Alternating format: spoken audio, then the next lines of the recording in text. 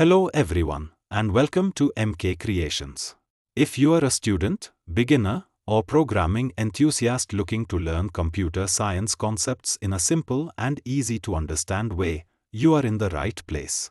On this channel, we explore topics such as computer fundamentals, C programming, programming concepts, and other technology-related subjects through clear explanations, practical examples, and visually engaging content.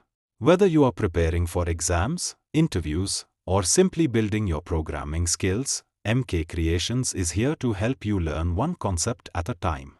So, if you enjoy this video, don't forget to like, share, and subscribe to MK Creations, and turn on the notification bell so you never miss our latest educational content. Now, let's get started with today's topic. Hello friends. Today, I am going to explain the history of the C programming language. The C programming language was developed by Dennis Ritchie at Bell Laboratories, also known as Bell Labs, in the year 1972. It was mainly created to develop the UNIX operating system. Before C was developed, programmers used other languages that were less efficient for system programming. C evolved from two earlier programming languages. The first was BCPL, which stands for Basic Combined Programming Language, developed by Martin Richards. Later, Ken Thompson created the B programming language, which served as the direct predecessor of C. Dennis Ritchie improved the features of B and developed C. Because of its speed, efficiency, and portability, C quickly became one of the most popular programming languages in the world. It can be used on different computer systems with very few changes, making it highly portable. Even today, C is widely used for developing operating systems, embedded systems, device drivers, and many modern programming languages are influenced by C.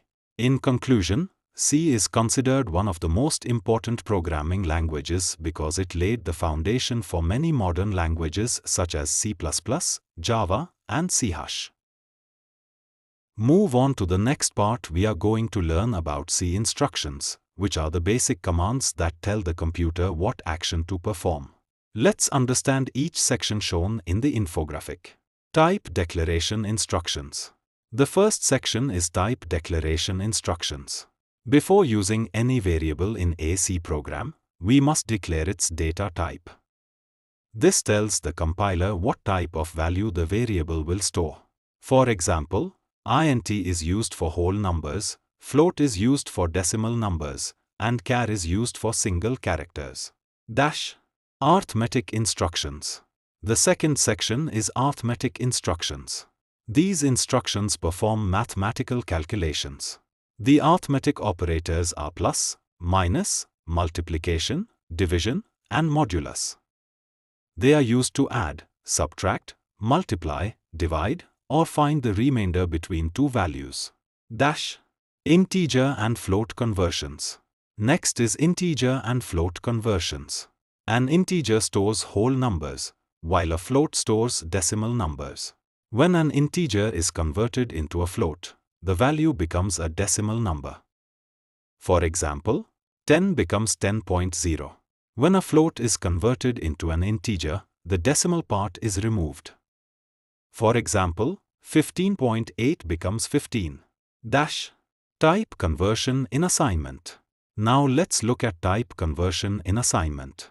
Sometimes we assign a value of one data type to a variable of another data type. In such cases, C automatically converts the value whenever possible. This automatic process is called type conversion. Operators in C. The next section is operators in C. Operators are symbols used to perform different operations. The main types are arithmetic operators for calculations, relational operators for comparing values, logical operators for combining conditions, assignment operators for storing values, and increment and decrement operators for increasing or decreasing a value by 1. Hierarchy of operators. Now let's understand the hierarchy of operators, also called operator precedence. When an expression contains multiple operators, C follows a fixed order. First, operations inside parentheses are performed. Next come multiplication and division. After that, addition and subtraction are performed. Finally, the assignment operator stores the result in a variable. Using the correct operator precedence helps us get the correct answer. Dash. Control instructions. The next section is control instructions. These instructions control the flow of a program. Decision-making instructions, such as if-else, and switch, help the program make decisions.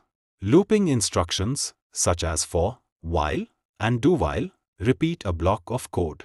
Jump instructions, such as break, continue, and go to, change the normal flow of execution. Dash. Input and output statements. The final section is input and output statements. These statements allow communication between the user and the program. Formatted input and output use the functions scanf and printf, where format specifiers are used. Unformatted input and output use getchar to read a single character and putchar to display a single character. Dash. Conclusion.